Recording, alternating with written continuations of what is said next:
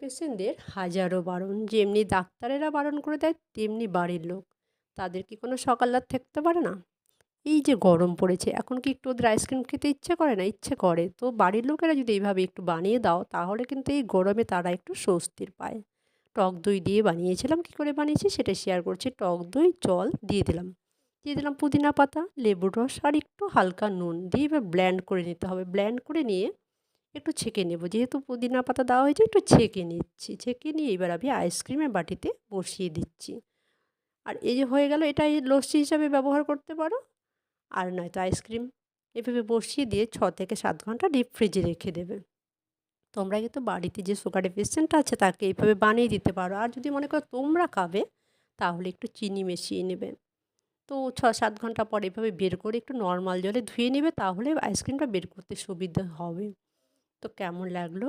কাকিমুনির idea যদি ভালো লাগে